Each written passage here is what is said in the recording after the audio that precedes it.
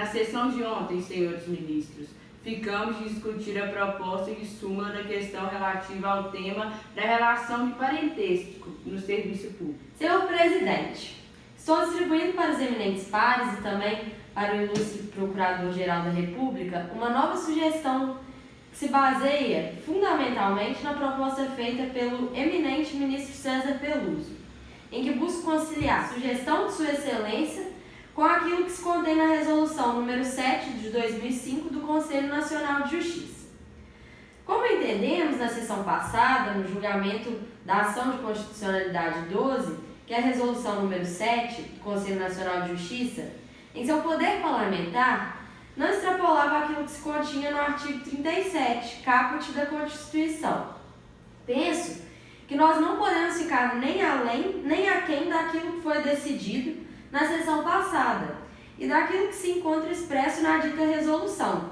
E os colegas têm a cópia dessa resolução que fiz juntar a essa proposta e também a proposta que fiz anteriormente. Então, a nova proposta tem a seguinte redação de apreciação dos colegas. A nomeação de cônjuge, companheiro ou parente em linha reta, colateral ou por afinidade até o 3º grau, inclusive da autoridade nomeante ou de servidor do mesmo órgão, investido em cargo de direção, chefia ou assessoramento para o exercício do cargo em comissão ou de confiança, ou ainda de função gratificada na administração pública direta e indireta em qualquer dos poderes da União, dos Estados, do Distrito Federal e dos municípios. Compreendo o ajuste mediante designações recíprocas, viola o artigo 37, caput da Constituição Federal. Essa expressão, compreendo o ajuste mediante designações recíprocas, encontra-se também na Resolução número 7 e visa exatamente impedir o chamado nepotismo cruzado. Concordo com o teor da proposta. Apenas pondera a necessidade de incluirmos como precedente o que decidido, muito embora no campo precário e efêmero, mas o tribunal adotou posição naquele caso, na ADI número 1521, que envolvia uma lei do Rio Grande do Sul. E também citar, quanto aos precedentes, o órgão julgador, a data e o respectivo relator, como sempre fizemos. E ao término, apenas deixaria e colocaria como referência também, em termos de legislação, o artigo 37 da Constituição Federal, em nota de rodapé, viola a Constituição Federal, porque temos na Constituição Federal princípios até mesmo implícitos que conduzem a essa conclusão. Deixaria o teor bem abrangente e revelarei com honestidade intelectual a razão, é que tanto quanto possível fujo das expressões latinas. Senhor presidente, eu apenas ponderaria ao eminente ministro que não tenho qualquer objeção contra a redação. Apenas o seguinte: esse compreendendo o ajuste, como ele está ao final de todo o período, dá a impressão de que precisa de todas aquelas nomeações compreendendo o ajuste. Nós temos que dar um jeito que seja também, e também em caso de ajuste mediante. Para ficar bem explícito, visando não se entender que a glosa alcançaria apenas o troca-troca, alcançando o ajuste mediante designação, alguma coisa assim. Não, a sugestão talvez seja assim: compreendido. Acho que é melhor, em vez de compreendido o ajuste. Significa que também está compreendido. Compreendido o ajuste, não o ajuste compreendido, ajuste mediante designações recíprocas, sem o ou. Ministros, estou ponderando o seguinte: se nós usamos aí sem uma preposição, sem alguma coisa, o uso do gerúndio vai dar a impressão de que tudo que foi dito antes precisa compreender ajustes. E aí cria-se uma dúvida na interpretação. O gerúndio nos dias atuais está excomungado. Não é muito bem quisto.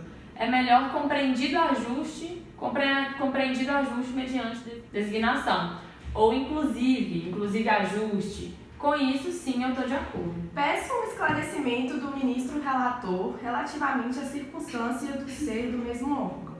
Porque, sendo do mesmo órgão, a administração pública é composta de um conjunto de órgãos. Então, tem-se que... Incluindo o ajuste. Eu evitei a palavra incluindo porque nós temos um inclusive aqui em cima.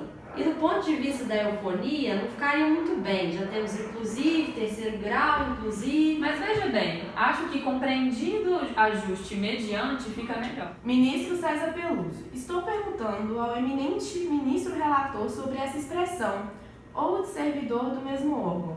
Porque mesmo órgão, a administração pública é um conjunto de órgãos. Por exemplo, não se nomeia para este órgão, mas se nomeia para outro órgão onde não há pessoa. E aí não é nenhuma constatação cruzada. Aí é apenas a relação hierárquica de chefia, e não é isso. O nepotismo proíbe que se utilize questão pessoal para nomeações, e aí não é o órgão. Ministra, pode fazer uma nomeação, por exemplo, em Brasília, de alguém que seja parente. A mesma coisa no estado do Amazonas, por exemplo. Sim, mas aí é outra entidade, não é órgão. Sim, Vossa Excelência. Está propondo substituir órgão por que palavra? Estou apenas questionando exatamente o significado disso aqui, porque em uma administração pública, inclusive direta e indireta, pode-se, se ao entender que está vedado na administração direta e para uma outra entidade da indireta, nomear. Essa ideia do ministro César Peluso vem em boa hora, porque Sua Excelência sugeriu ontem que nós contemplássemos tanto essas nomeações feitas no mesmo órgão, como também mais tarde por aqueles que exerçam cargos em comissão, cargos de direção, chefia ou assessoramento. Estamos contemplando todas as situações e aqui órgão compreendido no sentido amplo da palavra.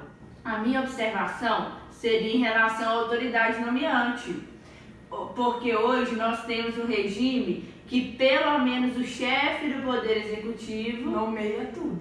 ou não nomeia, praticamente. Ele pode delegar, mas de toda sorte, aí não se tem essa vinculação e, portanto, estaria excluído disso aqui. Não é a preocupação, Vossa Excelência? Sim, essa é a minha preocupação. É a minha também. Desculpe, mas não percebi o alcance. É que hoje, às vezes, a lei já autoriza ou a delegação de modo que o chefe do Poder Executivo Mas já apanha essas situações. apanha, não é? É apenas para deixar claro, muitas vezes não é autoridade. O chefe do Poder Executivo acaba não realizando ou efetivando a nomeação. Mas é como delegante, aí fica compreendido. Sim, é apenas para deixar claro. Penso que a redação nunca encontrará todas as hipóteses da realidade fática. Acho que a discussão é importante para o fim de depois deixarmos a memória. O ministro Marco Aurélio está sugerindo, então, que se retire a menção ao artigo 37? Ao artigo 37 dizer que viola a Constituição. Nós colocamos como referência, logo a seguir, o artigo 37 e deixamos designações recíprocas viola a Constituição Federal. Viola a Constituição Federal. E põe como referência o artigo 37? Está bem. Põe como referência o artigo 37. Senhor presidente, talvez para responder ou atender à sugestão da ministra, servidor. Por que botar da mesma pessoa jurídica? Talvez sim. Da mesma pessoa jurídica? Sim, porque aí pode ser de qualquer órgão, não dentro do mesmo órgão. Servidor da mesma pessoa jurídica fica mais amplo. E aí também não impede o que lembrou Vossa Excelência. Da mesma pessoa jurídica investido e etc. É a redação da resolução, O ruim também é o terceiro grau, inclusive porque inclui o terceiro grau. alcançando até o terceiro grau. Esse inclusive está correto, é inclusive mesmo. E órgão fica só aquele órgão. É, pode ser só um setor, uma seção. Pode ser outro órgão, mas a mesma entidade. Mas é melhor para evitar a dúvida, é até mais abrangente. Mas acho que a ideia é abranger, na verdade, a pessoa jurídica. Porque se houver alguns intervalos nas relações, por exemplo, entre o prefeito, ele não pode nomear nem parente, que isso decorre do espírito do seu gabinete, nem na Secretaria da Fazenda. Então tem a vantagem e a proibição não se fazer mais tão rígida. Exatamente, são dois órgãos diferentes. Nem na Secretaria da Saúde, nem na Secretaria da Administração. São dois órgãos diferentes.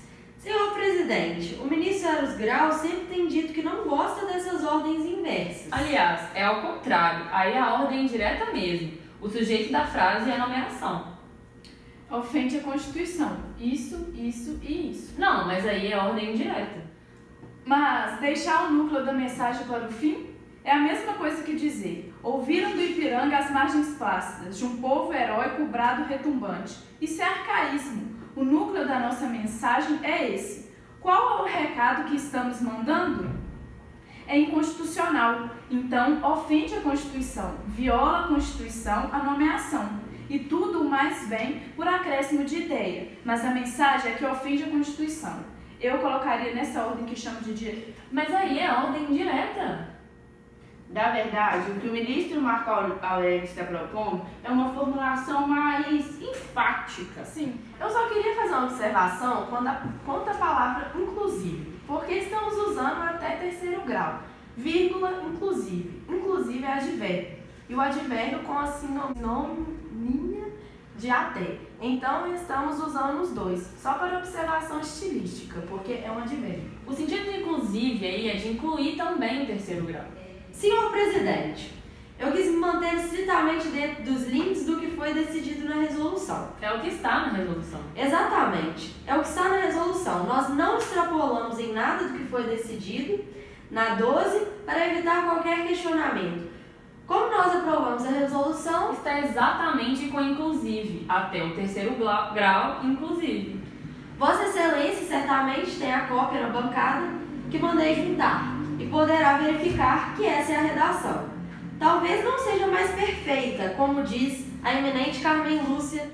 Esse inclusive tem todo sentido pelo seguinte, porque teria até o terceiro grau, inclusive, isto é, excluindo o terceiro grau.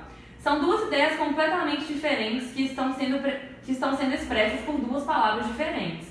Quando se fala em parente até tal grau, diz-se que vai daqui até lá. Agora, chega-se até terceiro grau ou não? Chega-se porque diz inclusive, pois poderia excluir. É como fazemos as decisões quando se anula um processo. Anula-se esse processo a partir da sentença. Pode ser até a sentença, ou inclusive a sentença. É exatamente o que foi firmado aqui.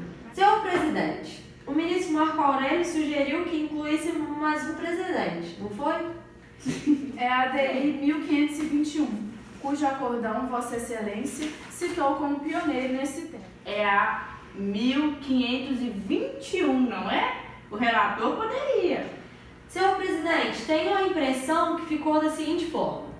A nomeação de cônjuge, companheiro ou parente, em linha reta colateral ou por afinidade até o terceiro grau, inclusive, da autoridade nomeante ou de servidor da mesma pessoa jurídica investido em cargo de direção, chefia ou assessoramento, para o exercício de cargo em comissão ou de confiança, ou ainda de função gratificada na administração pública, direta e indireta, qualquer dos poderes da União, dos Estados, do Distrito Federal, dos municípios, compreendido o ajuste mediante designações recíprocas, viola a Constituição Federal, artigo 37, e cito os precedentes.